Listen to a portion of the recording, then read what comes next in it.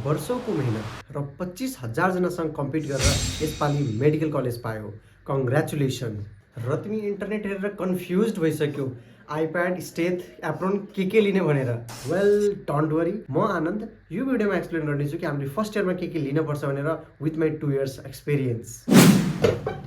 Well यो हो the one and only most important one, apron. So apron त चाहिन्छ।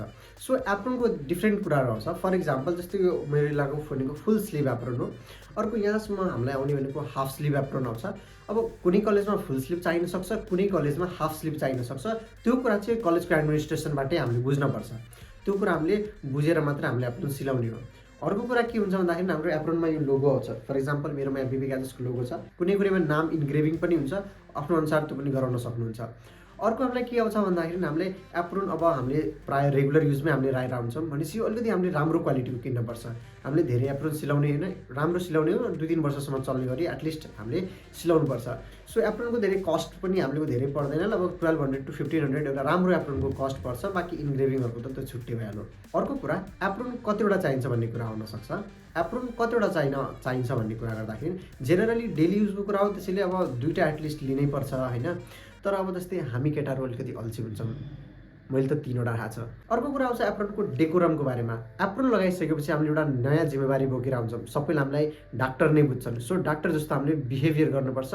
हाम्रो एप्रोन लगाएर जस्तै रेस्टुरेन्ट जाने, बाहिर जाने, कलेज प्रिमाइसेसभन्दा बाहिर जाने, त्यस्तो चाहिँ हामी गर्न हुँदैन।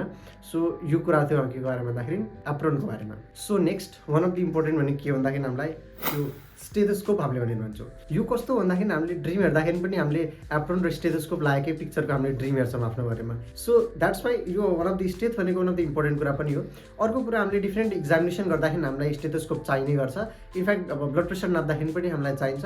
अब फर्स्ट इयर गइसकेपछि गाउँघरमा लाग्छ कि हामीलाई नाइ यसलाई त धेरै कुरा आउँछ भनेर। एटलिस्ट बिपी नाप्न त सबैले भन्छन्, त त्यति चाहिँ आउनुपर्छ र त्यसको लागि चाहिँ हामीले एटलिस्ट स्टेथ चाहिँ किन्नुपर्छ। अरू जेनरली के हुन्छ भन्दाखेरि हामीले कलेजमा बेसिक साइन्स हुन्छ फर्स्ट इयर र सेकेन्ड इयर, त्यहाँ त्यति धेरै त एक्सपोजर हुँदैन यो नाप्ने ओर्नेको होइन। तर कुनै कलेजमा जसमा क्लिनिकल एक्सपोजर छ त्यहाँ चाहिँ अलिअलि हुनसक्छ। जस्तै बिबी ग्याजेस छ, पाटन छ, त्यस्तो ठाउँहरू चाहिँ हामीलाई चाहिन सक्छ होइन। त्यस्तो पनि धेरै कम्पलसरी त हुँदैन, अरूको पनि लिएर काम गर्दा हुन्छ। तर अब किन्दाखेरि हामीले किन्न सकिन्छ। 800-1000 रुपियाँ मात्रै पर्छ, धेरै महँगो पनि पर्दैन। किनभने अहिले नै हामीलाई धेरै महँगोवाला त्यो लिटम्यान टाइप चाहिँ लिइहाल्नु पर्दैन होइन।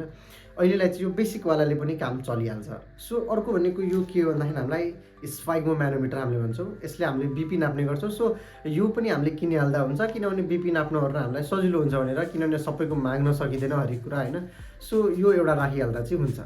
यो हामीले स्टेथोस्कोपसँगै हामीले एकै ठाउँमा किनिहाल्दा हुन्छ, त्यस्तो चाहिँ धेरै अप्ठ्यारो त हुँदैन। अर्को भनेको वान अफ द इम्पोर्टेन्ट के आउँछ भन्दाखेरि हामीलाई क्लोथ्स। अब के हुन्छ भन्दाखेरि जुन कलेजमा हाम्रो कलेजको ड्रेस हुन्छ त्यहाँ त ड्रेस कोड भनेकै कलेजको ड्रेस भइहाल्छ, अरू त्यसमाथिबाट एप्रोन भइहाल्यो। तर जुन कलेजमा ड्रेस हुँदैन, फर इक्जाम्पल आइएममा छैन, बिबीमा छैन, अरू पनि कुनै ठाउँमा छैन, तिनीहरूको लागि चाहिँ अब के हुन्छ भन्दाखेरि हामीलाई अब ड्रेस आउटड्रेस हुन्छ भनेपछि कुनै पनि ड्रेस लाउँदा हुने हुन्छ होइन। अब कुनै पनि ड्रेस लाउँदा हुन्छ भनेर कुनै पनि ड्रेस लाउन चाहिँ मिल्दैन होइन। त्यसको पनि अब एउटा डेकोरम मेन्टेन गरेर हामीले ड्रेस लाउनुपर्छ। फर इक्जाम्पल अब हामीले के गर्छौँ भन्दाखेरि अब एमबिबिएस भइसकेपछि एउटा हामीले राम्रो लुगा लाउनुपर्छ।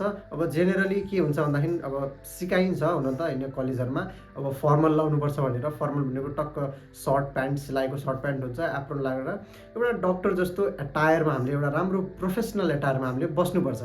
त्यो पनि वान अफ द इम्पोर्टेन्ट कुरा हो होइन। मेडिकल कलेजमा आइसकेपछि पार्टी, फन, फेस्ट्सहरू भइ नै रहन्छ।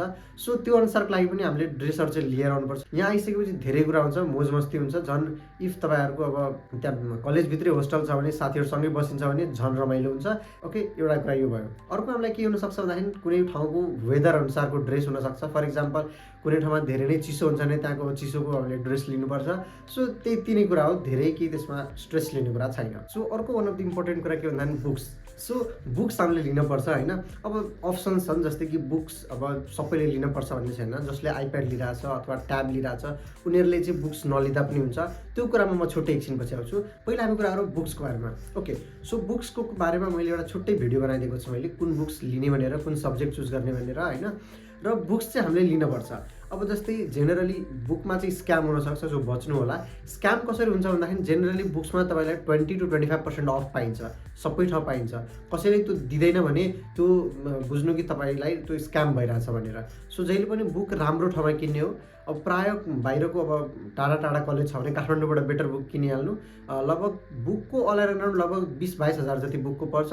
सो डेलिभरी कसैले पनि लिँदैन, फ्री डेलिभरी नै हुन्छ। सो बेटर प्रिफर गर्नु कि काठमाडौँबाट बुक मगाउन, नत्र कलेज नजिकै कुनै बुक स्टोर पनि हुन्छन्, त्यहाँ पनि लिँदा हुन्छ हजुरहरूले। ओके, यो कुरा थियो के को बारेमा भन्दाखेरि बुकको बारेमा। ओके, सो अर्को हामीले कुरा गरौँ यसको बारेमा। यो आइप्याड हो, के यो कम्पलसरी छ? होइन भाइ बहिनीहरू, आइप्याड अथवा ट्याब कुनै पनि कम्पलसरी छैन। तर हामीलाई त्यही कुरा हो कि हामीलाई एक्सेसिबल हुन्छ र एक्सेस गर्न सजिलो हुन्छ भन्ने कुरा हो। फर इक्जाम्पल यहाँ हेर्न सक्नुहुन्छ पछाडि यति धेरै बुक्स छ, के मैले यति धेरै सबै बुक्स लिएर सबै ठाउँ जान सक्छु? सक्दिनँ। सो त्यो बुकलाई म एकैचोटि एक्सेस गर्नलाई म आइप्याड युज गर्न सक्छु। फर इक्जाम्पल जस्तै मैले यो बुक्सवाला फोल्डर राखेको छ, यसमा सबै बुक्सहरू छ। सो मैले त्यो सबै बुक्स क्यारी गर्नुको सट्टा मैले यो सबै पिडिएफ फर्ममा मैले राखेर युज गर्न बेटर हुन्छ।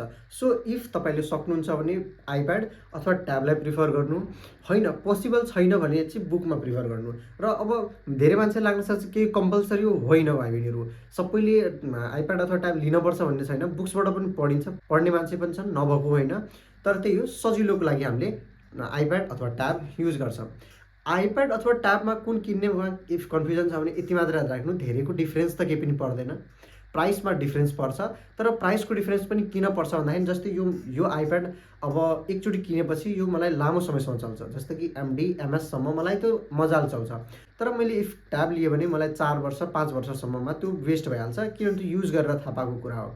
ओके, सो त्यो आफ्नो अनुसार लिने हो। तर फेरि कसैलाई अब जस्तै बजेटको प्रब्लम छ भने अहिले नै आइप्याडै लिइहाल्नुपर्छ भन्ने छैन।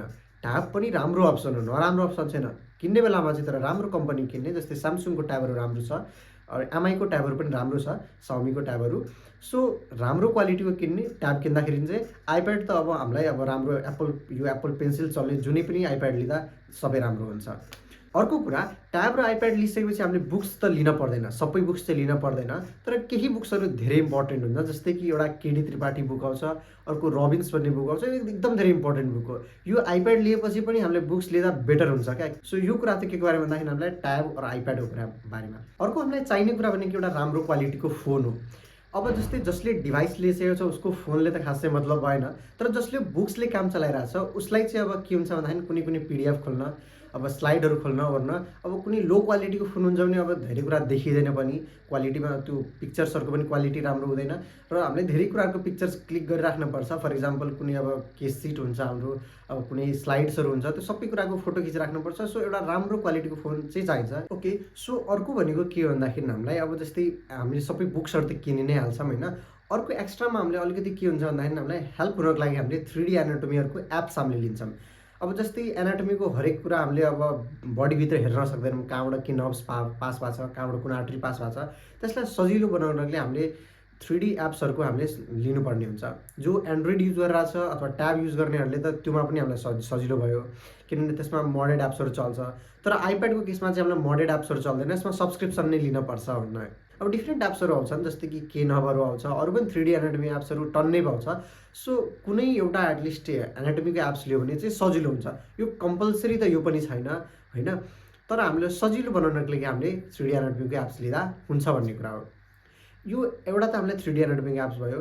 अर्को हामीलाई के आउँछ भन्दाखेरि अब जस्तै हामीलाई अब म्यारो आउँछ, प्रिप्ल्याडर आउँछ, पिडब्ल्यू आउँछ, यिनीहरूको लेक्चर्सहरू हुन्छ। यिनीहरू चाहिँ हुन चाहिँ अलिकति एक्सपेन्सिभ पर्छन् होइन, सबैको त लिन एक्सपेन्सिभ भइहाल्छ, त्यो सकिँदैन। तर कुन टिचरको कुन राम्रो हुन्छ भन्ने कुरा चाहिँ हामीले हेर्नुपर्छ। हुन त युट्युबमा पनि हामीलाई इनफ लेक्चर्सहरू पाउँछ, नपाउने होइन, तर अब जसले लेक्चर्स लिन सक्छ उनीहरूले लिइहाल्दा हुन्छ, त्यस्तो केही सोच्न चाहिँ पर्दैन। मैले आफ्नो अनुसार चाहिँ हेर्दाखेरि चाहिँ मलाई प्रिप्ल्याडरको चाहिँ टिचर्सहरू चाहिँ अलिकति राम्रो लागेर मैले प्रिप्ल्याडर प्रिफर गर्छु होइन। तर मैले पनि लिएको छैन लिन त, तर हामीले लेक्चर्स हेर्न सकिन्छ। ओके, यो कुरा थियो हामीलाई के को बारेमा भन्दाखेरि एप्सको बारेमा, सब्सक्रिप्सन्सहरूको बारेमा हामीले भनिरहेछौँ। अर्को हामीलाई के हुन्छ भन्दाखेरि हामीलाई एनाटोमीमा डाइसेक्सन हुन्छ। सो डाइसेक्सनको लागि हामीलाई डाइसेक्सन किट भन्ने चाहिन्छ। तर के हुन्छ भन्दाखेरि अब जस्तै हाम्रो कलेजमा चाहिँ कलेजले नै दिएको थियो, कलेजकै अब स्क्याल्पेल ब्लेडहरू युज गर्दा भयो होइन।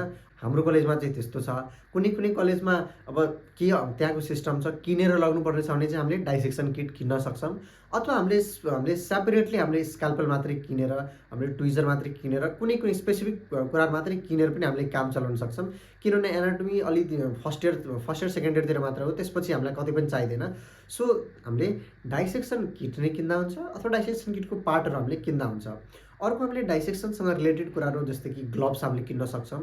अहिले यो लेभलमा हामीलाई सर्जिकल सर्जिकली ग्लोभ्स हामीलाई चाहिन्छ भन्ने छैन, हामीले लुज ग्लोभ्स किन्दा हुन्छ। सर्जिकल ग्लोभ्सको कम्पेरिजनमा अलिकति हामीलाई एफोर्डेबल हुन्छ, एउटा त्यो किन्न सक्छौँ। अर्को भनेको हामीलाई मास्क, किनभने एनाटोमी ल्याबमा हामीले फर्मालिनको स्मेल हामीलाई बियर गर्नु छ, सो अलिकति हामीले मास्क चाहिँ लाउनै पर्छ। सो यो हामीलाई इम्पोर्टेन्ट कुराहरू थियो के को बारेमा भन्दाखेरि हामीलाई एनाटोमी ल्याबको बारेमा थियो, डाइसेक्सन किटसँग रिलेटेड कुराहरू। सो यति नै कुरा हामीलाई चाहिन्छ भाइ बहिनीहरू फर्स्ट इयरमा। एन्ड इफ तपाईँलाई भिडियो मन पऱ्यो भने लाइक, कमेन्ट र सेयर गर्नु होला। Thank you everyone.